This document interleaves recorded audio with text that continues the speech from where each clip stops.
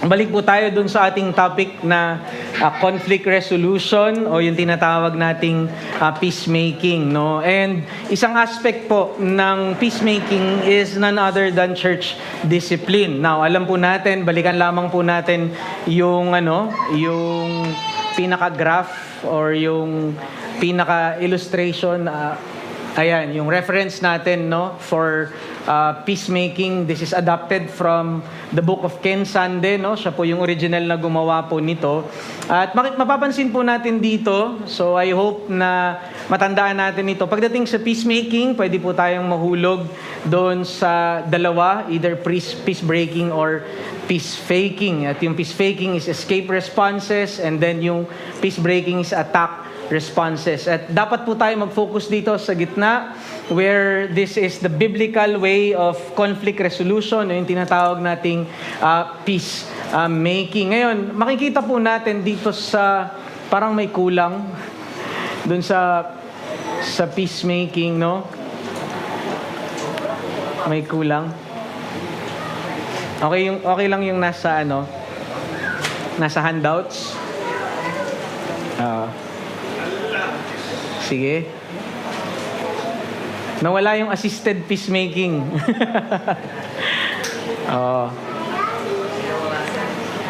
Sige.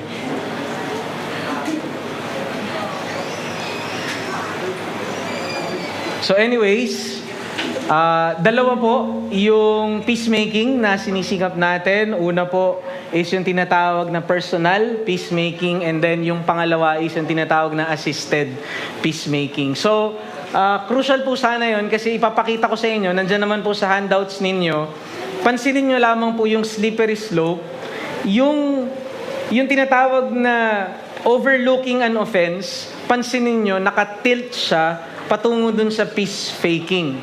Because somehow yun yung tendency kapag tayo ay nasobrahan sa forbearance, pag tayo po ay nasobrahan doon sa hindi pagpansin at pag-correct na sa kasalanan ng ating mga kapatid, the tendency is we will fall doon sa peace faking, no? And also, on the other hand, makikita natin sa kabila, kapag tayo naman ay nasobrahan sa church discipline, pag tayo ay nasobrahan sa hindi wastong pagtugon sa kasalanan ng kapatid, pwede po tayong mahulog doon sa tinatawag na attack response o yung peace breaking. Kaya makikita nyo, di ba, meron siyang parang gradation, no? Either papunta sa kanan o papunta sa kaliwa, no? So, when we are overlooking the offense, peace faking yon. Pero pag nasobrahan naman tayo dun sa discipline, sa church discipline, mahuhulog na tayo sa tinatawag na peace breaking. And so, it is crucial that we understand these things biblically upang wasto po nating malakaran ang bagay na ito. At ang topic po natin ngayon ay patungkol na po dun sa accountability o yung tinatawag na church discipline. So sa personal peacemaking, nakita natin that the first response is we can overlook the offense, pero kapag hindi na, kailangan nang i-correct, then we go to reconciliation o yung negotiation. Tapos, kapag hindi pa rin nakinig, ang sabi doon sa Matthew 18, papasok na tayo doon sa assisted peacemaking o yung tinatawag na mediation. At hindi tayo dapat maging ashamed doon sa mediation because the gospel is the ministry of mediation. So, maganda po yun. Hindi tayo dapat magmalaki na kailangan. Kami lang ang makapag-ayos nito. Hindi namin kailangan yung ibang tutulong sa amin. Well, I hate to break the news to you. That is how helpless we are. And so, ma-appreciate natin na nagbigay ang Panginoon ng assisted peacemaking. At nangyayari ito first through mediation and then arbitration. Kapag sa arbitration, makikita na natin na yung decision ay wala na dun sa dalawang nag-uusap. Kung hindi ibinigay na nila yung power to decide doon sa court of appeal o yung somehow yung church at yung mga officers. Pero kapag tapos ng arbitration at pagkatapos ng mediation, dito na papasok yung tinatawag na church discipline kapag hindi nagsisi yung kapatid na nagkakasala. At dito, mainam na maintindihan natin kung bakit mahalaga at ano ba yung, hindi lang yung kahalagahan ng church discipline, kundi kung saan ito nanggaling. Ito ba ay nakatindig sa salita ng Panginoon? Because the problem is, Kahit na ito'y mandato ng Panginoon sa iglesia, marami po ang inabandona na itong doktrina na ito at itong mandato na ito ni Kristo Jesus. Ang konfrontasyon, karaniwan, ay itinuturing na parang napakahirap, 'di ba? Yung confrontation nga itinuturing na parang hindi maganda, and how much more pa itong tinatawag na paghatol o yung tinatawag na church discipline. Karaniwan na-associate yung church discipline sa lack of love, kawalan ng pagmamahal, kawalan ng pag-ibig, kawalan ng care, sapagkat associated karaniwan, 'di ba? Yung love doon sa pagiging maintindihin, maunawain, no? Pero hindi ganyan, sapagkat ang disiplina ay alam nating mandato ng Panginoong Hesus at ito yung nagpapanatili sa pagiging tunay nitong iglesia. It maintains its being a true church tungo sa patuloy na pagtataguyod nito towards its testimony and growth, and also towards the honors of Christ, so that the name of Christ will not be smeared in the eyes of the watching world. Ang disiplina, therefore, ay isang nagpapanatiling marka ng simbahan na mahalaga para sa kabutihan ng iglesia at karangalan ng ating Panginoong Hesus. Sapagkat pansinin niyo po, kung walang disiplina, mawawala sa simbahan ni Kristo ang pagkakaiba nito at ang patotoo nito sa mundo. What is now our difference if in any worldly institution or any club in the world, what's now the difference of the church? Kung walang disiplina, walang kabanalan, hindi tinutuwid yung mga mali, therefore wala nang testimony, wala nang difference in church sa kahit anumang institution. And another thing that the lack of discipline or the improper practice of it ay winawalang halaga na nito yung mga sacrament mismo at yung mga mandato mismo sa loob ng iglesia. Worship is now, it becomes meaningless, it becomes compromised, and even yung Lord's Supper, ay yung sacrament ay nawawalan ng halaga. Di ba naalala ninyo? Anong sabi ni Pablo dahil sa sin ng mga taga-Korinto, hindi banal na hapag ang inyong ginagawa. And so, lack of church discipline will not only invalidate or destroy kung ano yung identity natin as a church, it will even destroy and corrupt yung mga practices natin, even the sacrament and our worship. Kaya nga sabi ni Paul, 'di ba, we must not celebrate the festival with leaven of malice and evil, but with the unleavened bread of sincerity and truth. Therefore, purge the evil person from among you. Therefore, kung walang disiplina, mga kapatid, posible na tanggalin ng Panginoong Hesus yung pagiging iglesia o yung status ng isang church as the Church of Christ. Patunay ito, makikita natin sa Revelation chapter 1 verse 20, yung 7 lampstands are the 7 churches. Alala po ninyo doon sa Ephesus, sa Smyrna, sa Sardis, diba? Now, pagdating sa Revelation 3:19, sabi ng Panginoong Hesus doon sa mga churches na yon, those whom I love, I reprove and discipline, so be zealous and repent. Clearly, yung mga 7 churches na yon, yung iba doon ay merong mga sin, at ang sinasabi ng Panginoong Hesus, tinatawagan niya yung mga churches na yon na magrepent sila. Pero anong sabi niya sa Revelation 2:5, pag hindi sila nagrepent? Ano yung banta ng Panginoong Hesus sa kanila kapag hindi sila nagrepent? Remember therefore from where you have fallen, repent, or I will come to you and remove your lampstand unless you repent. So possible na tanggalin sa isang iglesia yung pagiging iglesia ng Panginoong Hesus kapag hindi ito marunong magsisi sa kasalanan, kapag hindi ito marunong mag-exercise ng tinatawag na church discipline. Kaya nga ito ay mahalagang babala sa atin. Kung ang tapat na paglalapat ng church discipline ay marka ng tunay na iglesia, ang kabaligtaran nito ay totoo din. Ang hindi pagganap ng iglesia ng church discipline ay isang marka ng pagiging palsong iglesia nito. And that is why in our Confession of Faith 1689, London Baptist Confession, chapter 26, paragraph 3, the churches who does not continue in repentance na tinanggalan ng lampstand, they are called synagogues of Satan. Kasama po yun sa scripture, sa Revelation chapter 2 verse 9. So tandaan po natin, esensyal ang disiplina sa pagiging tunay na simbahan ni Kristo. Ito ay sinasabi nating maintaining mark of the church. Sabi ni Robert Godfrey, the third mark of the church is discipline. Paul clearly insists that the church exercise such discipline. In 1 Corinthians chapter 5, discipline is necessary in the church to preserve harmony, unity, holiness, and obedience. Where church discipline is missing, the church is not recognizable as a holy community.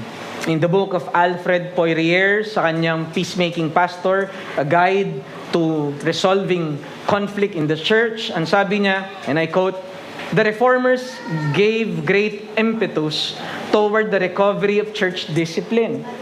For them, church discipline became a matter of great importance. While there is dispute as to whether they deemed discipline a mark of a true church, all the Reformers saw discipline, if not a mark of essence, a true church, a mark of of a true church, they deemed it as something necessary for its well-being, bene esse." So, hindi po to si Brother Ezekiel, no? Kung hindi, ito po ay patungkol dun sa essence. Kapag yung ibang mga reformers ay nakikita yung discipline, kung hindi man ito ay kung hindi man ito yung essence ng pagiging true church, ito ay bene esse. Ito ay essential sa pag-maintain ng kanilang pagiging true church ng Panginoon. And that is why in 2 Timothy 3:16, yan yung bilin din ni Paul kay Timothy as he wrote, young Timothy, a pastor in the church of Ephesus, sabi niya, all scriptures is given by inspiration of God and it is profitable for doctrine, for correction, and instruction in righteousness. So nakalagay doon is for instruction, positive discipline, and for correction. Kasi hindi naman po lahat ng discipline ay patungkol po sa pagdidisiplina lang o pagtutuwid o pagkokorek. Meron tayong tinatawag din na positive discipline, which is instruction. Ito ay discipline. Nakikita nyo po, nadidisiplina po kayo sa patuloy na pagtuturo positively. Pero may sinasabi sa scripture na kailangan din ng tinatawag na corrective discipline. So, nandun yung formative discipline through the form of teaching and faithful preaching of the word, singing hymns and gatherings sa worship. Pero mahalaga rin yung tinatawag po na corrective discipline at yan po yung focus natin. Kasi maalala po ninyo, kapag yung conflict ng magkakapatid sa loob ng iglesia ay hindi po nakuha ng personal peacemaking, papasok po ito sa tinatawag na assisted peacemaking. Therefore, kaya po may conflict. Karaniwan po, ito po ay patungkol saan? Sa sin, sa kasalanan. Pero pinapaalala ko lang, hindi po lahat ng conflict di ba rooted saan? Sa sin. Pero kapag ang conflict ay rooted ngayon sa kasalanan, then dapat po nadadala sa pagsisisi. Dapat po nadadala sa repentance yung nagkasala. At kapag hindi na po nadaan po sa assisted peacemaking, yung kapatid na nagkakasala, then papasok po ito doon sa tinatawag na accountability or he will face the discipline of the church. And so, tignan po muna natin first is yung biblical foundation ng church discipline. Of course, this is part of Christ's institution. So, alam po natin, di ba, yung book ni Calvin, The Institution of Christian Religion, binabalikan pa lamang po niya doon ay walang iba kundi ang ating Panginoong Yesus. What are the things that Christ has instituted for His church? And alam po natin, pag binabasa po natin, di ba, yung Lord's Supper, sinasabi natin for the words of institution, because the Lord's Supper was something that Christ Himself has instituted. And kung paano po yung regard natin dapat sa Lord's Supper, kung paano po yung regard natin sa worship gathering as something that God has instituted, church discipline also is something that Christ Himself has instituted as the Lord of the church. Bilang Panginoon ng Iglesia, siya mismo po ang nagtatag nitong church discipline. At saan po niya ito nilatag? Sa Matthew 18. Now, papaalala ko lamang po sa inyo yung context ng Matthew 18, di ba? Sabi ni Christ doon sa Matthew 13 na yung kingdom of heaven o yung church ay parang isang maliit na mustard seed na tinanim and then ito ay lumaki at lumago And then, ano sabi niya? Para din itong lebadura na kapag hinalo mo doon sa bread, aalsa ito at sasakupin nito yung buong tinapay. Christ there is picturing that the church that He will establish will really grow. Walang anumang kapangyarihan sa mundo ang makakapigil dito sa Matthew 13. Pero pagdating sa 14, 15, 16 hanggang 17, pinakita nyo doon that the reason that this church of Christ will grow is because of Him as the suffering King, but also as the resurrected Lord. Kaya paulit-ulit, from chapter 14 to 17, lalatag ni Christ doon that the Son of God will be betrayed, that the Son of God will die, but then on the third day, He will be raised. Pero matapos niyang ilatag na itong kaharian o yung church ay lalago, and then nilatag din niya na ito ay, sabi niya ay magtatagumpay dahil ako ay magsasuffer para dito, bibilin ko to sa aking habiling dugo, at ako ay mabubuhay para patuloy na mag-intercede dito at ingatan ito. Sabi din niya that this church is the pearl of the great price. Pero matapos niyang sabihin na itong iglesia niya ay sobrang halaga, that He is the one who bled for it and died for it. In fact, He was also the one who was raised for it. Sabi niya, if you are part of the kingdom, the way you value it, the way na papahalagahan nyo ito, anong pinasok po niya? The first thing na ipinasok niya kagad, resolve conflict inside it. Kaya pinasok niya yung Matthew 18, when your brother sins against you, go to him and him. Kasapagkat alam ng Panginoong Jesus na ang isang bagay that will ruin and destroy the church that He purchased with His own blood is none other than sin itself. At binigyan niya tayo ng responsibilidad para ito ay tugunan, at ito ay sa pamamagitan ng church discipline. And here in Matthew 18, 15 to 20, hindi na po natin ito babasahin. Ang mga main na concerns po ni Christ dito ay tatlong bagay. First, it is the sinner's repentance or restoration because it's talking about sin, di ba? Second, ang main concern ni Christ ay yung privacy. The smaller the people involved, the better. Kaya nga sabi niya muna, di ba, between you and your brother alone, kapag hindi nagrepent, saka mo dalhin sa mediated, maghanap ka ng witnesses that can resolve. Pero kung mareresolve ng kayo lang dalawa, dun na lang. Wag niyo nang wag nang the more people, because Christ knows, and this is the wisdom. The more people involved, the more it is difficult for the sinning brother to repent. Because there's that element of shame. Pero kung nandoon, kayo lang dalawa, and then he would repent, okay yun. But you see the genius of Christ here. Kasi kahit na dumating ito sa punto na naging public na, pero unrepentant pa rin yung kapatid, ibig sabihin wala na siyang shame sa kanyang kasalanan. And so, ito yung concern ni Christ, restoration, privacy, but also the church being salt and light, yung testimony ng church. Kagaya ng sinabi natin kanina, nawawalan na ng distinction ng church kung hindi ito magpa-practice ng church discipline sapagkat hindi na nakikita yung kabanalan ng ating Panginoong Hesukristo. And that is why those who will fail to repent, they will be treated as pagans and tax collectors. They will be treated as covenant breakers. Kasi sa time nila Christ, 'di ba, yung tax collector, yun yung mga Hudyo na gustong yumaman, therefore tinalikuran nila yung nila kapwa Hudyo at pumanig sila sa Roman Empire, no?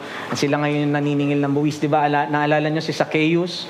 Kaya si Zacchaeus ay mayaman kasi at galit na galit yung mga kapwa niya Hudyo sa kanya sapagkat pinapatungan pa niya yung buwis na sinisingil niya sa kanyang mga kapatiran. Ganyan ang sabi ni Christ na ituturing yung tao na hindi magsisisi. The second is the emphasis of Christ. Not only Christ's main concern is restoration, privacy, and testimony. Christ's main emphasis is not on the kind of sin. Pansinin niyo dun sa Matthew 18, di ba? You can read it for yourself. Walang binanggit dun na kasalanan specifically. So, ibig sabihin, hindi yun yung main concern niya, hindi yung pangalanan yung bawat kasalanan. Because there was no mention of that.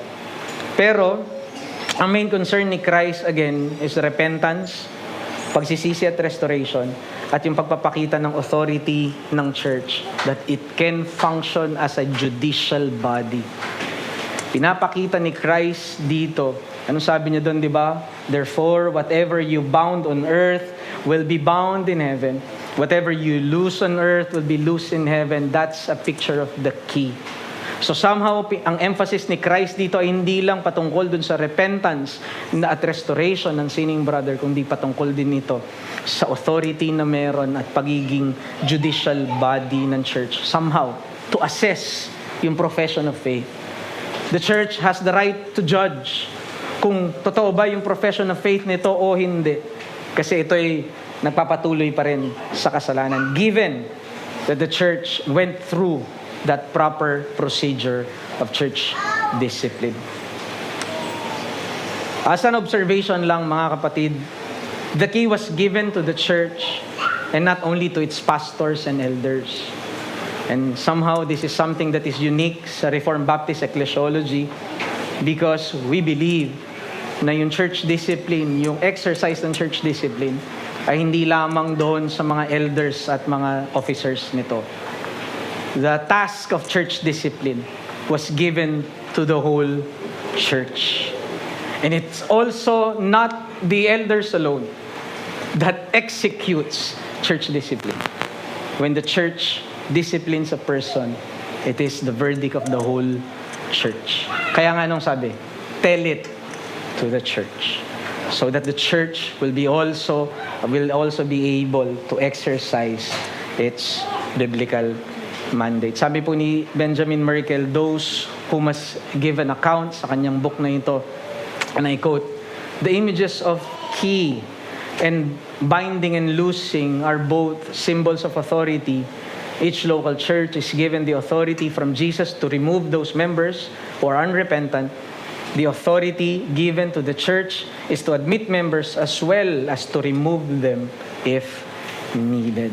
So remember, church discipline is meaningful only in churches that recognizes Jesus as both Savior and Lord.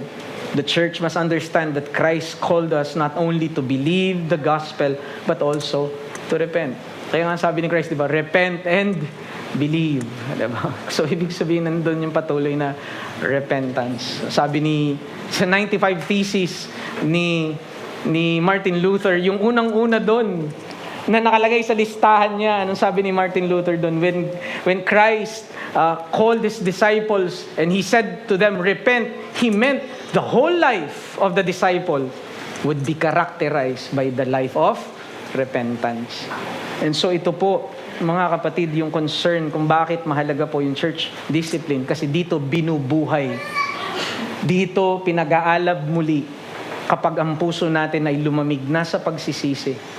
Kapag ang mga puso natin ay marahil ay manhid na sa kasalanan at hindi na nakikita yung halaga ng pagsisisi, binigay ng Panginoon yung regalo ng church discipline so that evangelical gift of repentance will now again be stirred and it will give glory to God, and then ito po ay magre-resulta sa ikabubuti ng makasalanan.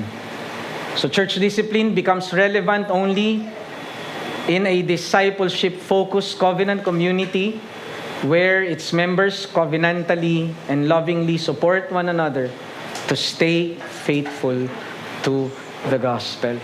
Kaya nga po, pansinin niyo po sa membership class natin, ang tawag natin is not only membership class, kung hindi ang tawag po natin is covenant membership class. Sapagkat magme-make sense lang yung discipline kung ito ay merong covenant, kung ito ay merong tipanan. Ang tanong, paano kaya kung hindi na ito ginaganap ng isang iglesia? Paano kung yung discipline ay something na in-exercise lang ng church when it's convenient, pero hindi sila nagiging faithful dito, hindi talaga nila ito ginagawa faithfully? Well, we must remember yung warning ng Panginoon sa Revelation chapter 2 verse 5. Remember therefore from where you have fallen, repent, or I will come to you and remove your lampstand unless you repent. And that's also the same warning that Paul gave the Corinthians. Nung hindi nila dinidisiplina yung isang lalaki na inasawa, yung asawa ng kanyang ama. At ang sabi ni Pablo, pinagmamalakin yung pa ito. Ang sabi ni Pablo, purge that evil person among you, sapagkat dahil sa ginagawa ninyo, sinisira niyan at winawalang kabuluhan niyan yung lahat ng mga Lord's Supper ninyo. You see in the mind of Paul kung paanong connected yung failure to exercise church discipline doon sa purity ng kanilang worship at doon sa bigat ng kanilang mga sacraments. It's as if Paul is really short of saying, you have become synagogues of Satan. Ngunit, tanungin lang natin mga kapatid, mabilis lamang. So yun yung foundation. Makikita natin the biblical foundation is from Christ institution sa Matthew 18. So doon natin uugatin ito. Doon natin makikita. Therefore, dapat natin itong gawin. Pero dapat din natin malaman ano ba yung mga kasalanang dapat tumanggap ng disiplina. 2, private and public sins. Private and public sins. Public, pansinin po niyo sa 1 Corinthians 5, it is actually reported, meaning it is widely or commonly known. Yung CSB, it translated widely reported or it is common knowledge. Kaya nga, di ba, ang tindi ng kasalanan na yon dun sa 1 Corinthians 5 na hindi nila dinisipline, na inasawa niya, yung asawa ng kanyang ama, ito ay scandalous na kasalanan. Sabi nga ni Paul, kahit nga unbelievers, hindi gumagawa niyan. Sabi ni Pablo. But it is widely known. Ito ay hayagan at hindi nyo ito tinutugunan. Ngunit ang tanong, lahat ba ng public sin ay yun lamang yung nagawa publicly o nakita o nagawa ng hayagan? Therefore, kapag hindi nakita ng hayagan, hindi naman ito, walang evidence, ituturing lang siya na private sin. Diba? Therefore, hindi siya pwedeng maging public sin at mag-merit ng excommunication. Kasi private lang naman siya nagawa eh. Ang ganda po ng sagot ni Gerhardus Voss. Of course, the answer is no. And I quote, sabi ni Voss, thus, by public sin is not meant a sin that is committed in the clear light of day. For there are many unrighteous acts that by their nature seek darkness, and ecclesiastical discipline would thus become completely useless with such a limitation. Something becomes a public sin ipso facto in itself as soon as it openly produces offense in the congregation, or injure the testimony, or it leavens the sin in the church, even if it would also be committed behind closed doors. So, ibig sabihin, para kay Voss, ang ganda po ng sinabi niya, kahit something was committed in private, and yet ito ay naka-apekto na sa buong church. This is something, katulad nung ginagawa, di ba, nung sinful man na yon, na inasawa niya yung asawa ng kanyang father. I mean, what they're doing may be something that is private, hindi ito nakikita. But when it starts to destroy the testimony of the church, when it starts somehow to question yung purity ng church, at ito na ay may potential na makahawa din sa ibang mga mananampalataya, ito rin ay nagiging public sin. So public sins, therefore, must be confessed publicly whether they were originally done privately. Yan yung sinabi ni Gerhardus Voss, public sins must be confessed publicly whether they were originally or become so by scorning ecclesiastical admonition. So yung babala lamang, ang mga pribadong kasalanan ay maaari ding maging public dahil sa kawalan ng pagsisisi at paghahanap ng restorasyon. And that's the point of Matthew 18. Saan ba nagsimula yung sin sa Matthew 18? Di ba private yun? Kaya sabi niya, it's between you and your brother. Pero dahil sa kawalan ng repentance, umakyat sa mediated. And then dahil sa kawalan naman ng repentance, umakyat na saan? Sa public. So therefore, Matthew 18 shows na kahit private yung sin na yon sa inyo lang dalawa, Pero by virtue of the lack of repentance, then it can merit or it will merit yung tinatawag na public discipline. Ang punto lamang mga kapatid, ang pagdidisiplina o pagtitiwalag ay sa mga pagkakasala lamang na naging pampubliko ang kaalaman at walang pinapakitang nagpapatuloy na pagsisisi. And so, we can conclude in this that unrepentance sa isang malinaw na kasalanan can merit church discipline or excommunication. It doesn't matter kung ano man ito. For example, halimbawa, plagiarism. Halimbawa, is lying. Ito ay mga bagay na marahil ay in it of itself, hindi kagad natin ituturing na sobrang scandalous o yung kapabayaan sa kanyang pag-aaruga sa kanyang pamilya as a husband. Ito yung mga bagay na marahil sasabihin natin na private lang. Pero kapag patuloy na sa pagsaway, patuloy na hindi nakikinig, at walang pagsisisi, walang pagbabago, because repentance is not just yung expression ng words, ang repentance is yung tinatawag nating pag-change talaga ng kanyang pamumuhay. Then pwede itong mag-merit ng tinatawag na church discipline, no? So ano-ano po ba mga kapatid, quickly lang, bilisan lamang natin yung mga kasalanan na nagme-merit ng church discipline. So kasalanang pangdoktrina o yung tinatawag na doctrinal offenses. So kapag may heresy ka, kapatid, mag-ingat tayo dyan. This warrants yung public discipline. Kaya po tayo may confession of faith, no? Second, schism. Kaya sinabi ni Pablo, no, avoid this schismatic person. Diba? Ewan ko kung tama yung term ko. Avoid this person na mahilig doon sa mga doktrina and then pinaghihiwalay niya yung church. Not that doctrine is wrong, pero ang ginagawa niya is using doctrine somehow to divide the church. So schismatic. It also warrants church discipline. Ang sabi ni Paul, avoid that person. So, ibig sabihin may yung avoidance. Form yun ng church discipline.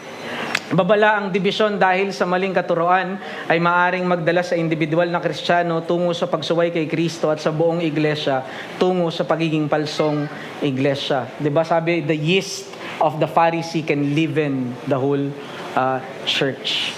So, paalala, ang pagkakaisa ng iglesia ay una sa lahat, dapat sa katuruan at doktrina. Yung unity natin, first and foremost, ay hindi lang dun sa informal fellowship natin. Yung pinapahalagahan nating unity sa church ay hindi lamang dun sa masasayang pagtitipon natin. Ang pinapahalagahan nating unity sa church ay primarily sa teaching o doon sa pinagkakaisahan nating truth. Yun yung mahalagang unity. And so, kung minsan uncomfortable tayo dun sa mga relational disunity, lalong maging uncomfortable tayo sa doctrinal disunity or schism. Pangalawang, kasalanan that merits church discipline is yung kasalanang moral sa panlupang pamilya. Kaya ito'y mahalaga kapag yung tao ay nagkakasala mismo sa kanyang sariling family, no? Can someone please read 1 Timothy 5:8?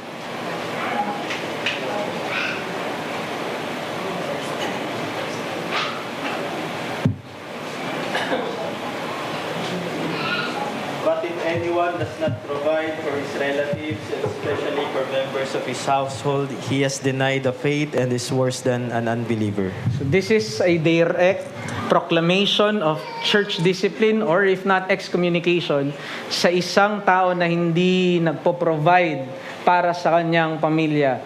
And I see this primarily lalo na doon sa mga husbands, no?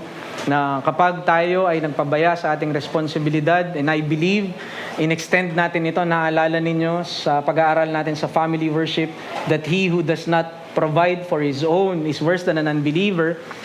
Kung tinitingnan natin yung spiritual provision is more important than any material provision, then how much more kapag yung lalaki hindi nagtuturo sa kanyang asawa, hindi nagtuturo sa kanyang mga anak. that also merits church discipline. Sa time ng mga Puritans, dinidisiplina po nila yung mga tatay na hindi nagpa-family worship, na hindi po nagtuturo sa kanilang pamilya at sa kanilang mga anak. Pangalawa po, na kasalanang moral ay kasalanan laban sa ating mga kapatiran. Pansinin, may mga pagkakagalit-galit o kasalanan na maaaring magsimula ng pribado, ngunit kalaunan ay nakakaapekto na sa buong iglesia at maaaring maging pampubliko ito. Kagaya ng case sa Matthew 18. Ang punto lamang, ang iglesia sa pangangalaga ng pagkakaisa nito ay dapat sikaping resolbahin ang mga pagkakagalit-galit ng mga kapatiran at kung kinakailangan ay ilapat ang disiplina ng magmamataas na partido. Kaya nga napapansin po ninyo, napakahalaga ng ating Lord's Supper. Kasi every time dun sa Lord's Supper na ina-announce yun sa morning, anong sinasabi po ng mga leaders natin? Na atin po ngayong, therefore, i-resolve, ayusin yung mga conflict, yung hindi natin mga pagkakaunawaan, yung ating mga maling kaisipan sa kapatid sa pananampalataya, sapagkat hindi po ito nagiging consistent doon sa ating ginaganap na Lord's Supper. Tayo po ay ikangay nagkakasala every time na meron po tayong mga unresolved conflicts with our brothers. And so, sana po ito'y maging challenge sa atin na both doctrine and then both relationally, pahalagahan po natin yung unity ng ating simbahan. Hindi lamang po natin pahalagahan yung unity natin sa doctrine, we have one confession, one Lord, one faith. Kung hindi pahalagahan din po natin yung ating relational unity sa isa't isa. Anything inconsistent dun sa love na dapat pinapakita natin sa kapatid ay dapat nating patayin. Ang relasyong pang-pamilya at pang-iglesia ay pinapahalagahan ng Biblia at ang pagpapabaya dito at kawalan ng pagsisisi o pagtutuwid ay kasalanang dapat lapatan ng pagtatama at disiplina. And then huling-huli mga kapatid ay yung kasalanang hayagan o yung tinatawag nating scandalous sins. So hindi lamang po yung tinatawag na moral offenses, hindi lamang doctrinal offenses, kundi lalo yung scandalous offenses. Ang sabi ni Calvin sa kanyang definition, those sins committed openly and to the offense of the entire church, something that is scandalous. Tandaan natin, ang mga kasalanang hayagan ay nangangailangan ng dagliang aksyon at paghatol ng iglesia. For example, yung mga immoral relationships and actions, katulad ng sabihin na natin is openly LGBTQ lifestyle. Ito po ay dagliang nag-merit ng discipline. Adultery, incest, fornication, and even po yung openly na paglalasing, 'di ba? Yung walang habas po na pagpapakita nung tinatawag na debauchery, no? And then yung paninira po sa kapatid. Okay? Mamaya pag-usapan natin yung paglalasing, kung anong narinig ko may mga pag-usapan po natin. Pag nalasing ba ng isang beses, yun na yun? Or yung life ng paglalasing. Ayan. Financial fraud. Kapag ikaw ay involved sa financial fraud, then ito ay scandalous sin. Criminal violation, of course, like murder, theft, rape, child abuse. Ang mga kasalanang kriminal kahit sa gitna ng pagsisisi, therefore ay dapat ibigay sa kamay ng gobyerno bilang mga tagapaglingkod at institusyong itinalaga ng Diyos para sa kapayapaan ng komunidad.